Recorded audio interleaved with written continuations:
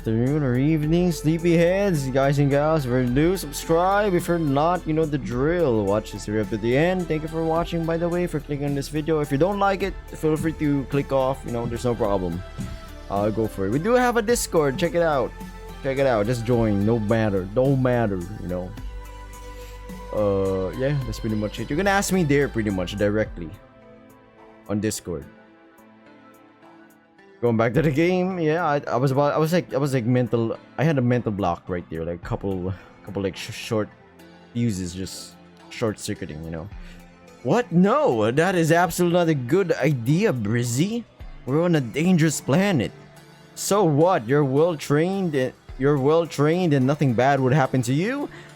Besides, it'll only take a few minutes to disable the device. We'll be in contact in case of anything. I'll be right back, and I'm not worried about me. I'm worried about you, dummy. You don't know this place at all. What if there's a dangerous creature out there and I don't get in time to save you? My heart pricked. My heart pricked with resentment. Juno, I'm not the child. I can take care of myself. You taught me everything and now I have to sit back. Nothing will happen to me. You saw how the local animals reacted to us. They didn't even look in our direction. There was only one species, my man. Yeah, she's correct. I was about to say, Brizzy, this is... You don't want to go that route, man. We absolutely don't know what the F is on that planet. What if you end up running into like EDP or something? No, that's out of the question. We go together. We've already wasted a lot of time and now we're wasting even more. We split up and then meet at the same point.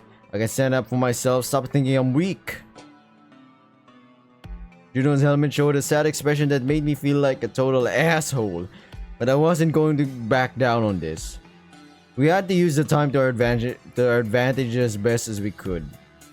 In the end, Juno only nodded and picked up her rifle. Please, let me know if anything happens.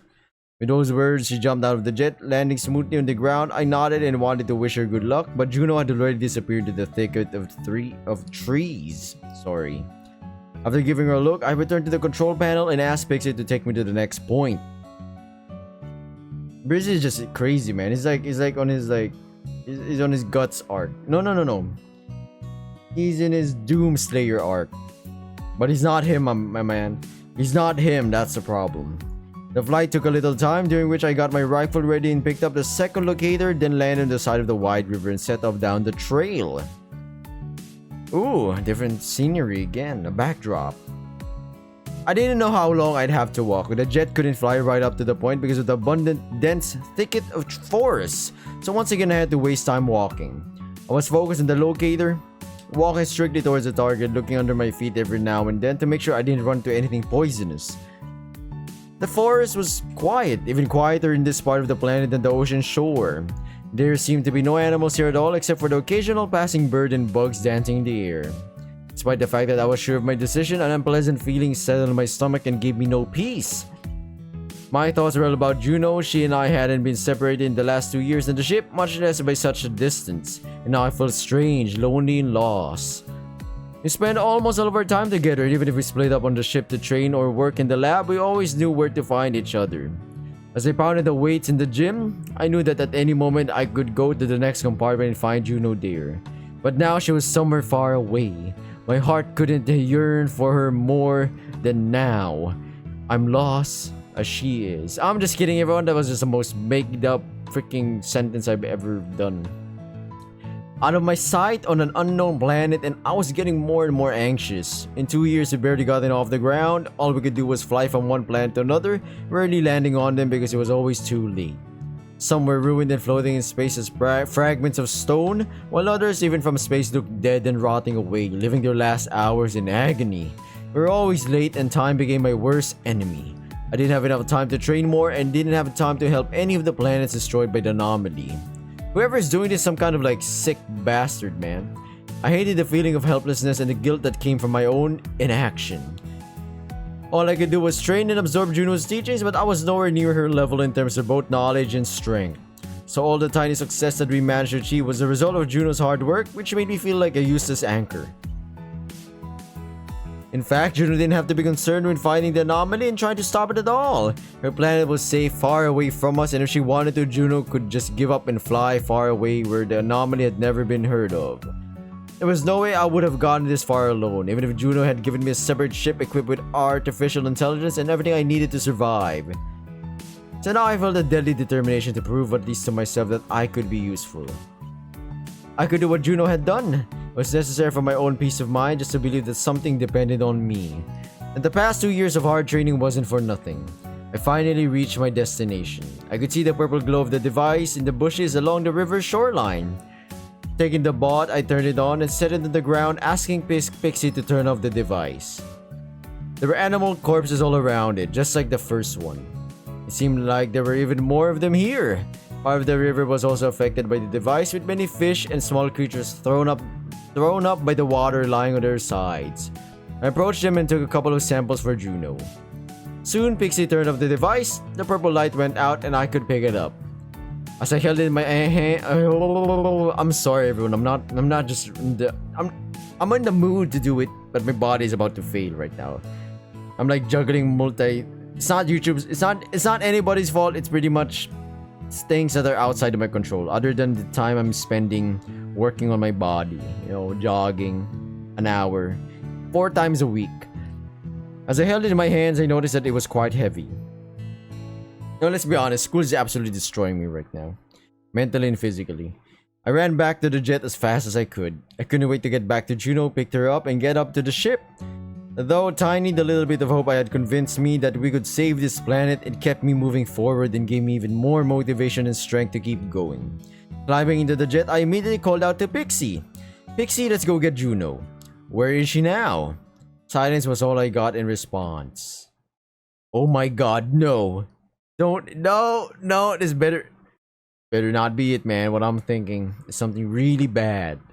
Silence was all I got in response. I frowned and moved closer to the jet's pan as if I could see Pixie there. Pixie? Hello?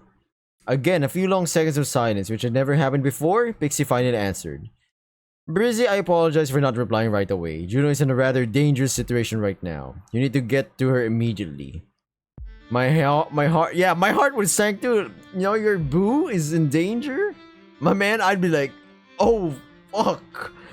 My heart sank to my stomach as soon as Pixie said that. Is she okay? What happened? Panic was clearly audible in my voice, and the ringing in my ears began to rise rapidly. Calm down, Brizzy. You need to keep a clear mind. Juno is uninjured, but she is currently in battle mode. You need to come to her aid as soon as possible. I cursed, feeling a chilling sense of guilt clench my heart. If I had insisted and stayed with Juno, this could have been avoided. And even though I wasn't as strong as Juno, it didn't mean anything. I'd rather know what was happening to her. My man, like, better get in there, man. You better lock in. Finally, the jet hovered above the forest, the doors opened, and I jumped over out of the jet. I think we all have that scenario in our head. Like, what if our family is in danger? What if our friend, like someone who... Friend in terms of... I would jump in there with the guy or gal, whatever. If they're gonna go into a fight or something that I know they would be in danger. Unless they're in the wrong. If they're in the wrong, I just give advice. So like, you better calm the fuck down, my man. You're in the wrong here. Just discuss it, talk it out. But if it's like it becomes the confrontational thing, and I know that what I'm doing is I'm on the right side. Yes, let's do it. I'm locking in. I'm going in there. The doors open and I jump out of the jet like hell divers. Hey. Juno's figure immediately caught my eye. She was clutching her rifle in her hands, and thick green vines of a vicious plant were trying to attack her. You're trying to tentacle my bait? Nah. They were dense and strong, trying to grab Juno, but she managed to fight back. I saw Juno's ears twitch in the direction of the jet. She'd heard I'd come to help, but she couldn't afford a second's respite. The plant, like a vicious monster, tried to grab her every now and then, and I felt the adrenaline rush into my bloodstream, instantly enveloping my body with heat. I had to act now. I grabbed my rifle and jumped into the fray. I rushed into the fight, trying to draw the planet's attention away from Juno. The plant's attention, sorry, I said planet, my bad. I started firing and screaming at it. You stupid weed, try to catch me! Brizzy, you really said that? I didn't know if the plant heard me, but as soon as I entered the fray, firing at the vines with my rifle, it immediately turned its attention to me, giving Juno a chance to take a breath. At that moment, my body began to move on its own, all thanks to the muscle memory and everything I've been learning for the past 2 years. I deftly dodged the vines that were trying to grab my legs. My heart pounded frantically against my ribs. Adrenaline be doing it like that, you know. Your body goes in a state of like, it slows things down. In gaming, we call it locking in. Means you're focusing. Pure focus. But there are two different things here. One is natural and one is force. Force would most likely strain your mind. Natural is when you're... It's like, it feels like it's the flow of things. You are in control of everything. It's a wide feeling to have. Usually when you're jogging, you're exercising, you'll get that feeling a little bit. You know? It's a bit different with a runner's high kind of thing. When you're running or jogging, you know, it's more that's more like you get a shot of adrenaline. You feel energized. What I'm saying is total focus. Quite different. Going back to the game of me just sidetracking random nonsense, I didn't see what Juno was doing at that moment. She disappeared from my sight, probably headed for the jet to help me out, but it didn't matter. At some point, I felt the vine wrap around my ankle and drop me to the ground. I grasped, feeling the air get knocked out of my lungs, and started firing from a prone position, not really aiming, just hoping to distract the monster. The vine clenched around my leg with tremendous force, threatening to break the bone, and the pain flared up and spread throughout my body. At that moment, I heard Juno's voice shouting, "Brizzy, cover your face!" I didn't have time to consider the request, but instinctively followed the command and covered my face with both hands. In the blink of an eye, the jet was hovering right above the plant's maw. A strange substance emerged from the bottom of the jet. Herbicide, I thought. The monster let out a long, bestial roar, and the vine that was gripping my leg and pulling me forward towards its maw weakened immediately. The monster shrank into a lump, continuing to growl in agony as the herbicide ate away its body. Phew! I thought I was gonna die, and I thought our boo right here, Juno, was gonna get got. My god, if that happened, I don't know. It's over. So I just had to check what time it is. When I took my hands away from my face, Juno had already jumped to the ground and sprinted towards me, falling to her knees beside me. Brizzy, are you okay? Are you alright? Did it hurt you? On her helmet, one emotion replaced another, as if the helmet had short-circuited. I sat down on the grass, coming to my senses. I'm fine. I'm fine. It's nothing, just a bruise at most. Damn it, I didn't know these things lived here. I should have known. There's a reason it was so quiet when we landed. Do you know it's okay? It's all my fault. We shouldn't have split up. Sorry, because I remember watching this show. It was like Doobie-Skoo, you know? They had the guy named Frank or something, and the guy was like, "Alright, gang, let's split up." Gee, Frank, I don't think that's a good idea. Jankies. Sorry, I didn't want it to turn out like this. Juno helped me up, setting me on my feet, and immediately squeezed me in a smothering hug. Aw, I want a hug. When are we gonna hug the gator, man? I wrapped my arms around her waist in response, breathing in her scent, feeling that she was perfectly fine in my arms. It's okay, it's not your fault. We were both stupid. They were both young and dumb, but not broke. Young, dumb, and not broke. Don't. We were both. Let's not split it up again, okay? Especially on unknown planets. Exactly. Never do that, man. Of course, never again. I'm sorry, Juno. I didn't mean for this to happen. It's all my fault. I was stupid. I acted like a child. I'm so ashamed you could have gotten hurt because of me. Juno only shook her head, interrupting the flow of my apology, and pulled me even closer to her. You couldn't have seen this coming. Besides, the most important thing is that we're both safe. Let's get back to the ship, okay? Did you get the device? Yeah, I got it. There were no creatures there. Oh, and I also got a few samples for you.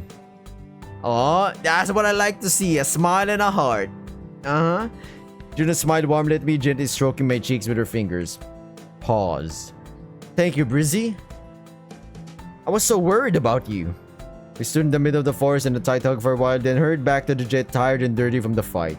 Juno took the device to the mini-lab, and I sat in the chair by the navigation panel, looking out of the jet window at the planet moving farther away. My body was still hot from the fight.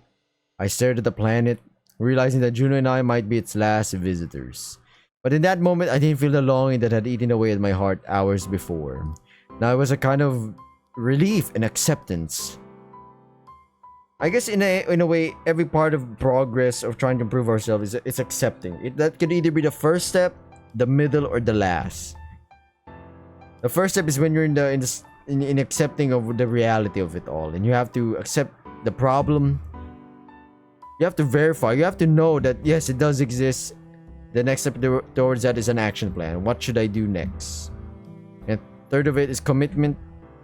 Schedule, maybe. Time management is important, 100%. Right now, I'm having a hard time, but I'm trying. I'm absolutely trying. God knows this. And you too, you know, sleepyheads. I'll call you sleepyheads, you know. It is what it is. You absolutely know it. You'll see it in my upload schedule. I was glad that we'd been here, that we'd been able to create memories that would stay in our minds forever. And even if this planet was gone in a couple of days or weeks, we would know that it had once been. And maybe as Juno rightly said, one day it will fully recover from what happened and we will come back here again to see the new flora and fauna.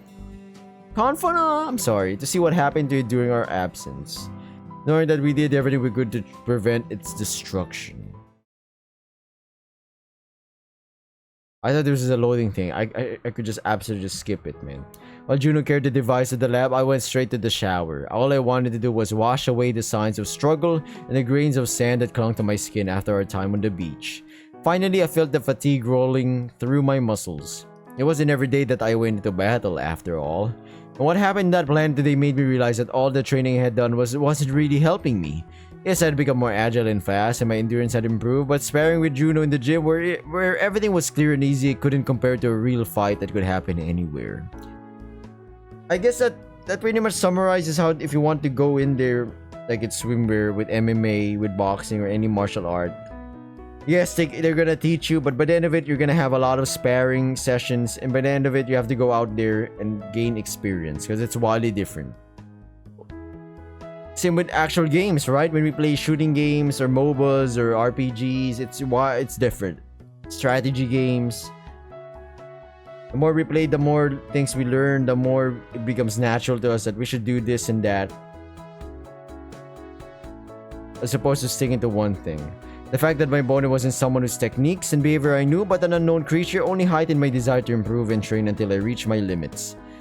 I realized that only real practice would prepare me for the tests ahead and make me worthy of being Juno's partner.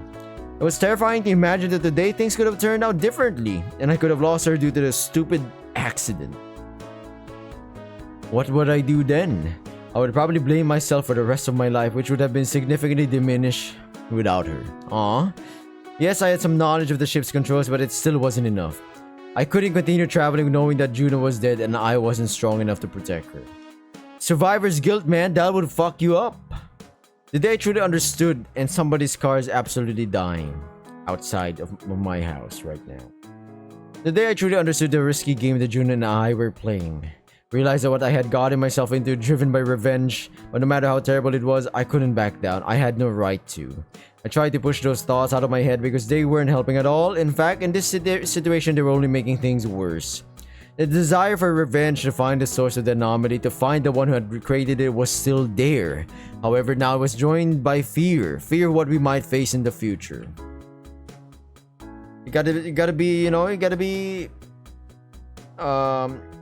do we say this? You gotta be on your toes, as they say, you know, you gotta be on edge. After getting out of the shower, I went straight to the bedroom. The ship was quiet and Pixie had dimmed the lights to create the illusion of night. It was the only way to regain some sense of time, as it was always dark in space. It was either always dark or always, you know, kind of bright. When I walked into the bedroom, Juno was already there waiting for me. Whoa! She was lying on the bed on her stomach. As soon as she heard my footsteps, she turned and looked at me over her shoulder, smirking softly. I hope you're not too tired. Oh, it looks like we're about to step into the kitchen, huh? You're about to step into some kind of action sequence. We're about to do some sparring work, but on bed. Juno smiled, keeping her eyes on me, and I'm keeping my eyes on her as well. I shook my head, approaching her and settling into the bed beside her. I gently ran my hand down her back, tracing the elegant curve of her spine until my palm settled on her lower back. My god, you know, it's wildly different when we massage ourselves. I'm talking about actual massage here. shoulders, massage your shoulders. Because you know what? Our bodies are actually fucking dumb. When you try to massage yourself, your body immediately, you know when you're, what part you're trying to massage, like your shoulders, it immediately tenses up. So it's quite different when someone else does it. Because your mind doesn't instinctively tell it, the part of the body to like stiffen up, you know? We need cybernetics, my man. A wave of tenderness washed over me, accompanied by a pleasant flutter of anticipation stirring my lower abdomen. Okay, yep. I might end this video right here. I can't... Sorry about that. Someone is speeding down the road outside of my house. Even though there's like 2-3 humps. Literally. Like a good 5 meters away from one another. And I can't believe someone still gassed it up. I can't believe I could have lost you today. I frown appeared on Juno's helmet.